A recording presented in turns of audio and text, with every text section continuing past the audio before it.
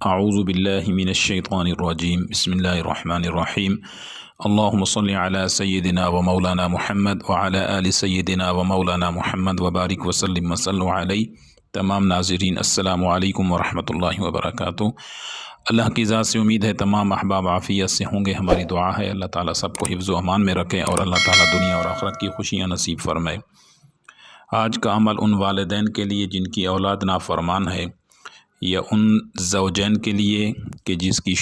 بیوی نافرمان یا شوہر نافرمان ہے، ان حضرات کے لیے یہ بہترین عمل ہے۔ اس عمل کو کریں انشاءاللہ تعالی 100% اچھا رزلٹ ملے گا۔ اولاد کی نافرمانی کے لیے اگر اولاد بات نہیں مان رہی، نافرمان ہے، بدتمیز ہے، یا غلط راہ پہ چل پڑی ہے، دین کی طرف نہیں ہے، نماز کی طرف نہیں ہے، والدین کی قدر نہیں کرتے، والدین کو خرچہ نہیں دیتے، یا اسی طرح سے شوہر راہ راست سے ہٹ چکا ہے، نافرمان ہے اور بات نہیں مانتا، یا اسی طرح بیوی نافرمان ہے، بد زبان ہے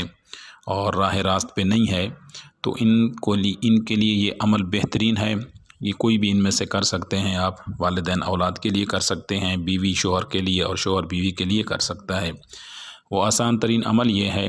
اللہ تعالیٰ کے یہ اسم گرامی پڑھنے ہیں، یا عزیزو یا کریمو بحقی یا اللہ، اسی ترتیب کے ساتھ یا عزیزو یا کریمو بحقی یا اللہ، اس کو 313 مرتبہ جائے نماز پہ بیٹھ کے یا کہیں بھی صاف پاک جگہ پہ بستر پہ بیٹھ کے کرسی پہ بیٹھ کے تصور کے ساتھ پڑھنا ہے۔ کوشش کریں آنکھیں بند کر کے پڑھ لیں، اور توجہ اور تصور میں یہی رہے کہ اگر بیوی شوہر کے لیے کر رہی ہے تو شوہر سامنے ہاتھ باندھ کے کھڑا ہے، اور والدین اگر کر رہے ہیں اولاد کے لیے تو اس کے اندر یہی نیت کر لیں کہ ہماری اولاد جس کے لیے بھی کرتے ہیں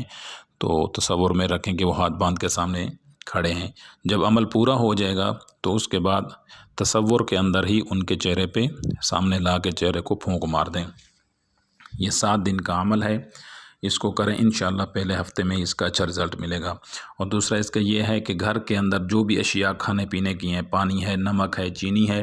ان کے اوپر بھی پڑھ کے دم کر دیا کریں، اور چلتے پھرتے کثرت کے ساتھ اس کو پڑھتے رہا کریں، تو انشاءاللہ گھر والے سارے مطیع فرما بردار تابع دار ہو جائیں گے اور محبت بھی کرنے لگیں گے، اولاد بھی راہ راست پہ آ جائے گی اور تابع دار اور فرما بردار ہو جائے گی۔ والسلام علیکم ورحمۃ اللہ وبرکاتہ۔